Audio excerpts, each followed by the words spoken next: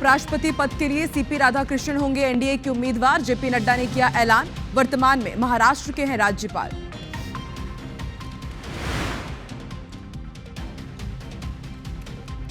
उपराष्ट्रपति उम्मीदवार को लेकर इंडिया ब्लॉक की आज बैठक। खड़गे के ऑफिस में जॉइंट कैंडिडेट पर होगी चर्चा। 7 अगस्त को जारी की जाएगी अधिसूचना।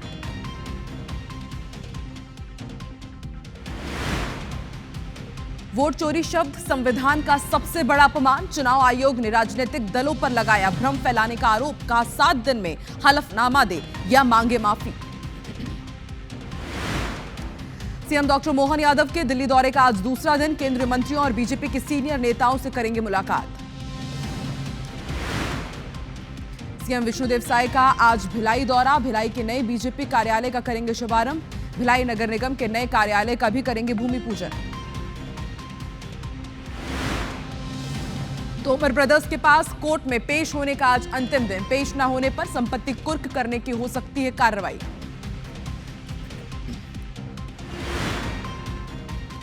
सीजीपीएससी ने कैंडिडेट्स के लिए जारी की नई गाइडलाइन। सेंटर के अंदर सिर्फ स्लीपर पहन सकेंगे परीक्षार्थी। पहनने होंगे हल्के रंग के कपड़े। ज्वेलरी की गई बैन।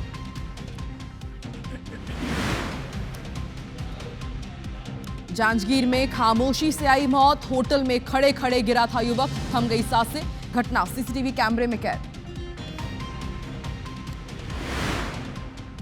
बालोद के सियादेवी मंदिर में टला बड़ा हादसा। तेज पानी की धार में बहने से बचे 2 युवक। ग्रामीणों ने बचाई जान। घटना का लाइव वीडियो आया सामने। मध्य प्रदेश के 15 जिलों में मूसलाधार बारिश का अनुमान। बुरहानपुर, खंडवा, खरगोन में ऑरेंज, तो वहीं बैतूल, अलीराजपुर और उज्जैन में येलो अलर्ट।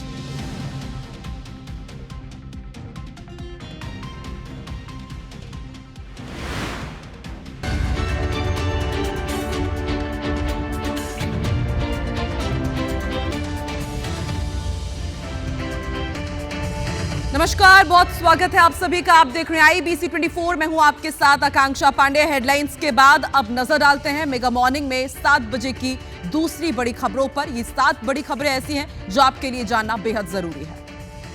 यूक्रेन के राष्ट्रपति जेलेंस्की आज डोनाल्ड ट्रंप से व्हाइट हाउस में मुलाकात करने वाले। पूरी दुनिया की नजर इस मुलाकात में टिकी हुई है। आज से 3 दिवसीय दौरे पर भारत आएंगे चीन के विदेश मंत्री वांग यी और प्रधानमंत्री नरेंद्र मोदी से भी मुलाकात हो सकती है।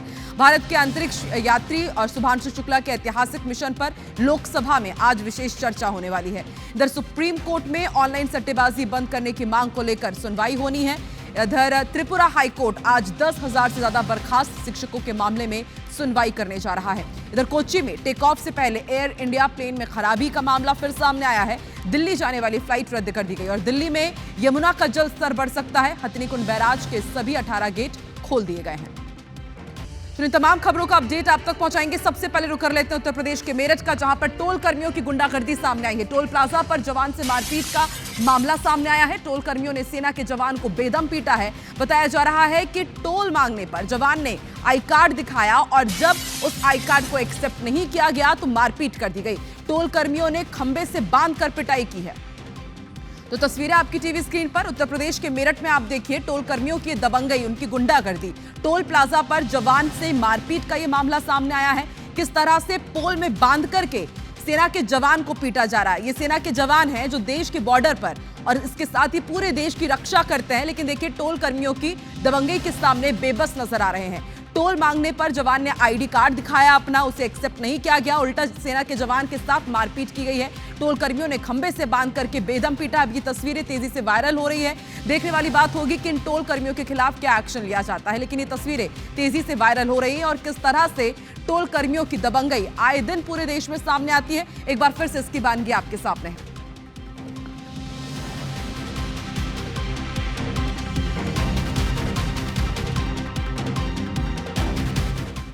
और अब कोच्चि का रुख करेंगे। टेक ऑफ से पहले एयर इंडिया प्लेन में खराबी का मामला सामने आया है। बताया जा रहा है कि यह फ्लाइट कोच्चि से दिल्ली जा रही थी, लेकिन इसे रद्द करना पड़ गया। उड़ान से ठीक पहले तकनीकी खराबी का पता चला। फ्लाइट में कांग्रेस सांसद हिबी ईडन भी सवार थे और उन्होंने ये जानकारी दी कि ऐसा लगा कि विमान रनवे पर फिसल गया हो।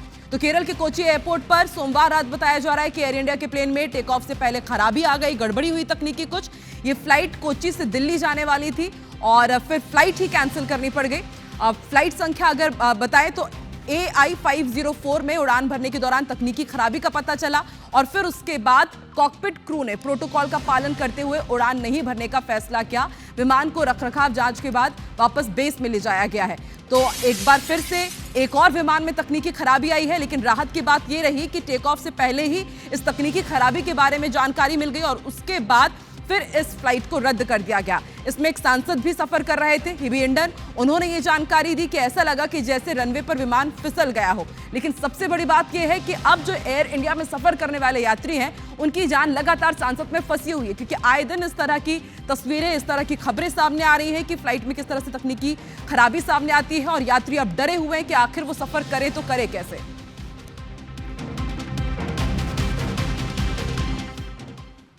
और बिग ब्रेकिंग अब आपको दिल्ली से बता दें, एस्ट्रोनॉट शुभांशु शुक्ला आज प्रधानमंत्री नरेंद्र मोदी से मुलाकात करेंगे। अंतरिक्ष से लौटने के बाद वो कल ही अमेरिका से वापस लौटे थे भारत। पीएम मोदी से मुलाकात कर अपने एक्सपीरियंस वो शेयर करेंगे। मुलाकात के बाद फिर अपने गृह नगर लखनऊ जाएंगे और 22 से 23 अगस्त को नेशनल स्पेस डे कार्यक्रम में भी वो शामिल होंगे। तो एस्ट्रोनॉट शुभांशु शुक्ला ने इतिहास रचा है। कल अमेरिका से वो वापस भारत लौटे थे। पीएम मोदी से मुलाकात कर आज वो अपने अनुभव साझा करेंगे। मुलाकात के बाद अपने गृह नगर लखनऊ जाएंगे। शुभांशु शुक्ला 22 और 23 अगस्त को नेशनल स्पेस डे कार्यक्रम में भी शामिल होंगे।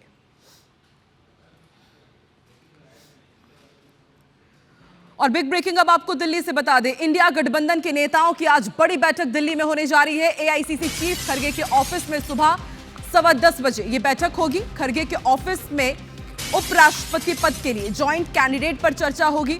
उम्मीदवार के नाम पर चर्चा होने जा रही है। बीजेपी ने सीपी राधाकृष्णन को उम्मीदवार बनाया है। कल ही उनके नाम का ऐलान किया गया है बीजेपी राष्ट्रीय अध्यक्ष जेपी नड्डा की तरफ से। और अब इंडिया गठबंधन की तरफ से कौन उम्मीदवार होगा, इसको लेकर के आज बेहद बड़ी बैठक दिल्ली में होने जा रही है सुबह 10:15 बजे। देखने वाली बात होगी कि इंडिया गठबंधन की तरफ से किसका नाम फॉरवर्ड किया जाता है उपराष्ट्रपति पद के लिए। जगदीप धनखड़ ने अचानक ही इस्तीफा दे दिया था अपने पद से स्वास्थ्यगत कारणों के चलते, और उसके बाद से ही लगातार ये कयास लगाए जा रहे थे कि इस बार अब किसे उम्मीदवार बनाया जाएगा। तो भाजपा की तरफ से तो क्लियर हो गया है, सीपी राधाकृष्णन को उम्मीदवार बनाया गया है, लेकिन इंडिया गठबंधन की तरफ से जॉइंट कैंडिडेट कौन होगा, इस पर आज चर्चा होनी है।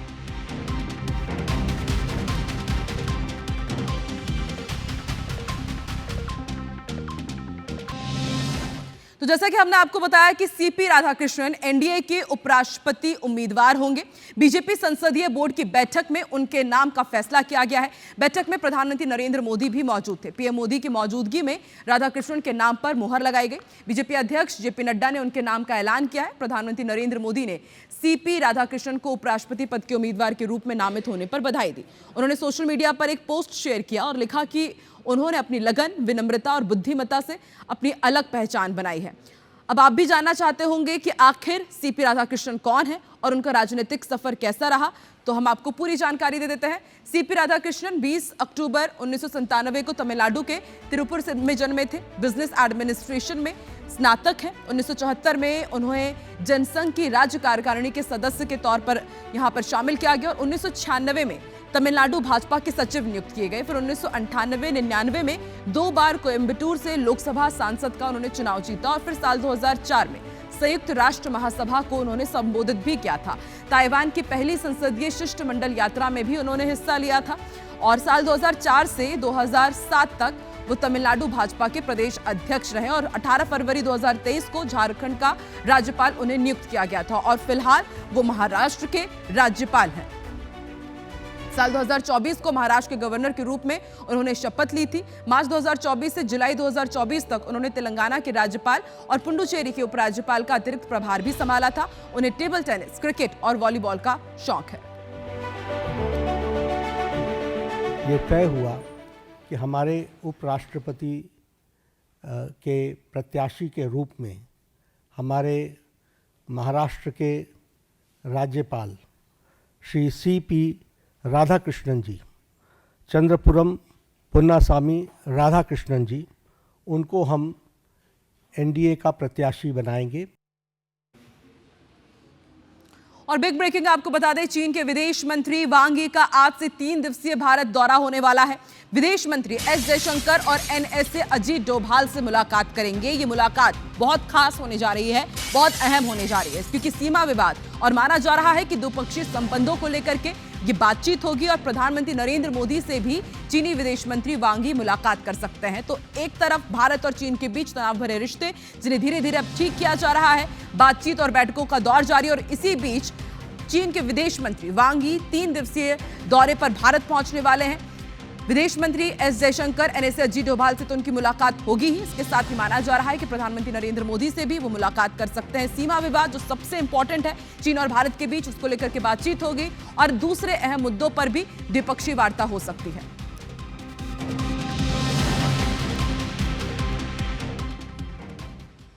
चलिए मध्य प्रदेश का रुख करते हैं। इंदौर से बेहद बड़ी खबर आपको बता दें, संजय सेतु के पास जो मंदिर था वहां से अचानक मूर्तियां गायब हो गई हैं। कान नदी में फिर ये मूर्तियां पड़ी हुई मिली है। इससे हिंदू संगठन खासा नाराज चल रहा है। और कान्हा नदी की बात की जाए तो उसके हालात नाले जैसे हैं। मूर्तियों को यहां फेंकने से लोग बेहद आक्रोशित है। सेंट्रल कोतवाली में उन्होंने प्रदर्शन भी किया और 7 दिन में मूर्तियां फेंकने वालों पर कार्रवाई का अल्टीमेटम भी दिया गया है।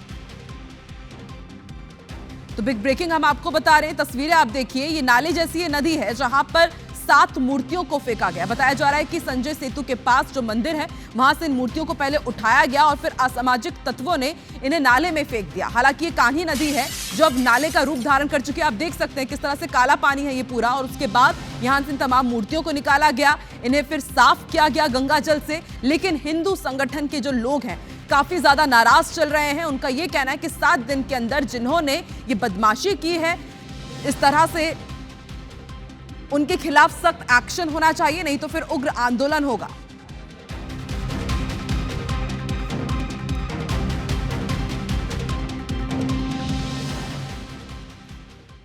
बिलासपुर जिले में एक के बाद एक धर्मांतरण के मामले सामने आ रहे हैं। अब एक बार फिर से पचपेड़ी थाना के जोंधरा गांव में धर्मांतरण की खबर सामने आई। आरोप है कि यहां प्रार्थना सभा की आड़ में धर्मांतरण किया जा रहा था। मौके पर पहुंची पुलिस ने मामला शांत कराया और जांच शुरू की है। जानकारी के मुताबिक पचपेड़ी थाना क्षेत्र के जोंधरा गांव में ग्रामीण के घर पर प्रार्थना सभा का आयोजन किया जा रहा था। बड़ी संख्या में इसमें महिलाएं शामिल हुई। बताया जा रहा है कि सभा के दौरान भजन कीर्तन भी हो रहा था। सूचना मिलते ही हिंदू संगठन के कार्यकर्ता मौके पर पहुंचे और आरोप लगाया कि प्रार्थना सभा के नाम पर ग्रामीणों को बहला फुसलाकर उनका धर्म परिवर्तन कराया जा रहा है। उनका कहना था कि गांव में इस तरह की गतिविधियां लंबे समय से चल रही है और भोले भाले लोगों को लालच देकर धर्म बदलने के लिए प्रेरित किया जाता है। ईसाई समुदाय के लोगों ने इन आरोपों को सिरे से खारिज कर दिया है।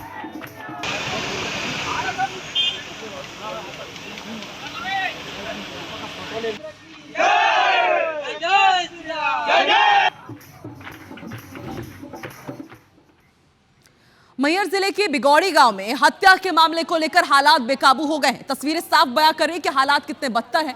सकल हिंदू महापंचायत के दौरान विरोध प्रदर्शन कर रहे लोगों ने उग्र रूप धारण कर लिया और हत्या के कथित आरोपियों के मकानों को आग के हवाले कर दिया। घटना के बाद पूरे इलाके में तनाव का माहौल है। प्रशासन ने हालात काबू में करने के लिए भारी पुलिस बल की तैनाती की है। पूरा मामला 11 जुलाई से जुड़ा हुआ है। बिगौड़ी गांव निवासी शिव नारायण तिवारी की हत्या कर दी गई थी। इस वारदात का आरोप साहिल खान पर लगाया गया, जबकि मोहम्मद इशफाक मदनी, मोहम्मद पंजूम खान और ताला थाने के नगर सैनिक पर मामले को दूसरा रूप देने का आरोप है। घटना के बाद से ही गांव में भारी तनाव व्याप्त था।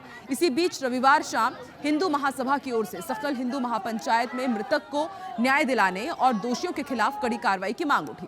पंचायत शुरू में शांतिपूर्ण रही, लेकिन अचानक भीड़ में आक्रोश भड़क उठा और लोग आरोपियों की घरों की ओर बढ़ गए। देखते ही देखते कई मकानों को आग के हवाले कर दिया गया।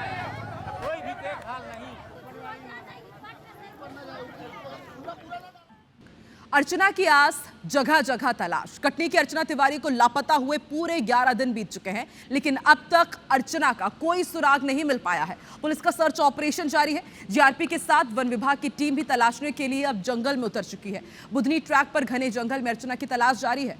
बताया जा रहा है कि इलाके में बीते 2 दिन में टाइगर 2 लोगों पर हमला कर चुका है। इस इलाके में जीआरपी के 18 पुलिसकर्मियों और अधिकारियों के साथ अभी फिलहाल सर्चिंग जारी है। बुधनी और मिडघाट के बीच सर्चिंग की जा रही है। ट्रैक किनारे भी अर्चना की तलाश की जा रही है।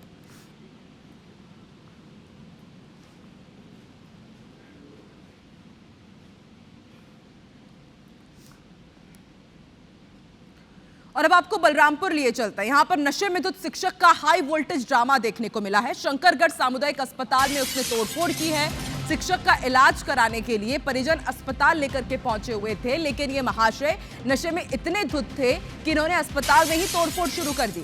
शिक्षक का उत्पात देख करके परिजनों को उसके हाथ पैर बांधने पड़ गए। और सोचिए ये शिक्षक है।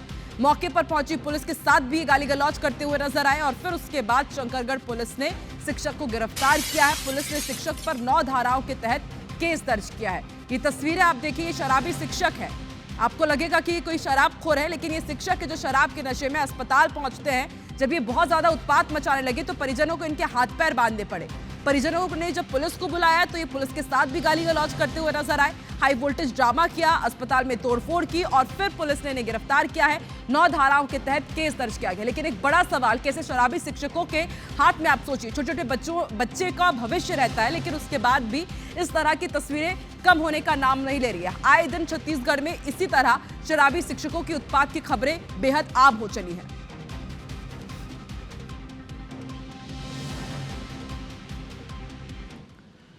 गरियाबंद जिले में 4 इनामी नक्सलियों ने सरेंडर किया है, जिनमें 2 महिला और 2 पुरुष शामिल हैं। इनके ऊपर 19 लाख रुपए का इनाम रखा गया था। नक्सलियों के पास से ऑटोमेटिक राइफल और भरमार बंदूक मिली है। साथ ही नक्सलियों के पास से 16 लाख रुपए बरामद हुए हैं।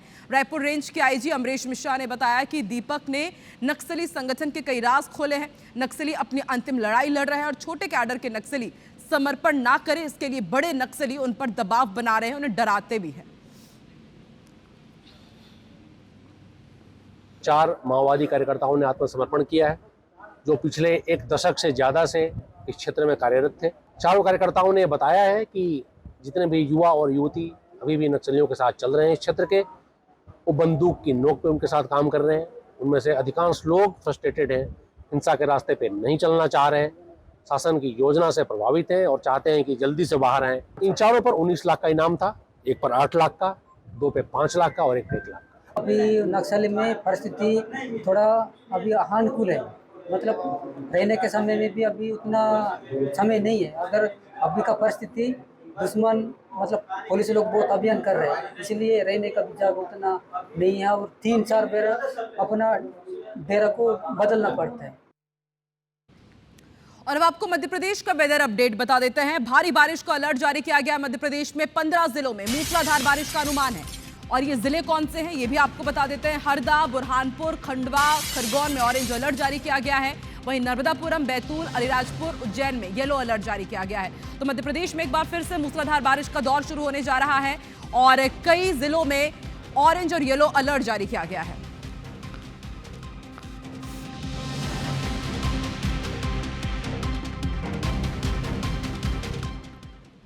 जबलपुर के कटंगी के गनियारी गांव में हिरन नदी के पुल के ऊपर में पानी के तेज बहाव में एक लोडिंग ऑटो बह गया। तस्वीरें आपकी टीवी स्क्रीन पर आप देखिए, पूरी तस्वीरें साफ बयां कर रही कि किस तरह से इस तेज बहाव में इस लोडिंग ऑटो को पार करने की कोशिश की जा रही थी, लेकिन उसी दौरान तेज बहाव में ये पूरा का पूरा ऑटो देखिए किस तरह से पलट जाता है। यहाँ पर काफी सारे लोग मौजूद हैं। एक ट्रैक्टर के सहारे रस्सी के जरिए से बाहर खींचने की कोशिश भी की जाती है, लेकिन यहाँ पर कुछ भी काम नहीं आया। 1 फीट पानी बह रहा होता है, लेकिन उसके बाद भी जो ऑटो चालक था वो कोशिश करता है कि वो लोडिंग वाहन को इसे पार करा सके, लेकिन उसके बावजूद आप देखिए किस तरह से अपनी जान खतरे में डाल करके, रिस्क लेकर के इस वाहन को वहां से पार करने की कोशिश की जाती है। और उसी समय यह हादसा हुआ और फिर उसके बाद पूरे का पूरा ये जो ऑटो था वो पलट गया। ग्रामीणों ने ऑटो को निकालने की काफी कोशिश की, लेकिन ऑटो नदी से बाहर नहीं आ पाया।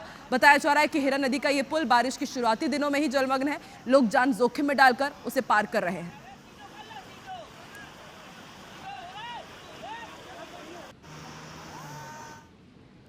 दिल्ली में यमुना खतरे के निशान के करीब पहुंच गई है। बेहद बड़ा अपडेट आपको दे दिया और अब पूरी दिल्ली पर बाढ़ का खतरा मंडरा रहा है। आप देख सकते हैं मेरे पीछे यमुना नदी बह रही है और अब ये खतरे के निशान के बेहद करीब पहुंच चुकी है। बताया जा रहा है कि हथनीकुंड बैराज का पानी छोड़ दिया गया है, 18 गेट खोल दिए गए हैं और इस कारण न सिर्फ दिल्ली बल्कि हरियाणा में भी अब तेजी से जलस्तर बढ़ रहा है। दिल्ली में यमुना का जलस्तर बढ़ेगा, ये भी अलर्ट जारी किया गया है और ऐसे में दिल्ली वासियों से अपील की जा रही है कि यदि बहुत ज्यादा जरूरी है तभी आप अपने घरों से बाहर निकलिए। यदि अब और तेज बारिश होती है दिल्ली में, हरियाणा में, आसपास के पूरे एनसीआर रीजन में, तो यहां पर हालात बद से बदतर हो सकते हैं।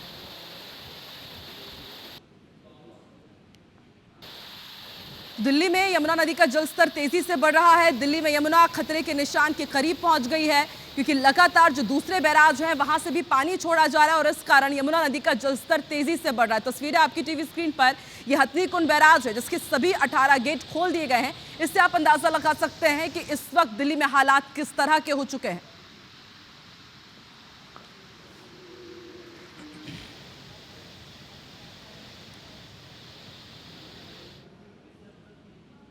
और मेगा मॉर्निंग में फिलहाल इतना ही। देश और दुनिया की तमाम बड़ी खबरें IBC 24 पर लगातार जारी है। आगे देखिए छत्तीसगढ़ी भाषा में नंबर 1 बुलेटिन हमर बानी हमर गुड, रचना नितेश के साथ। मुझे दीजिए इजाजत, नमस्कार।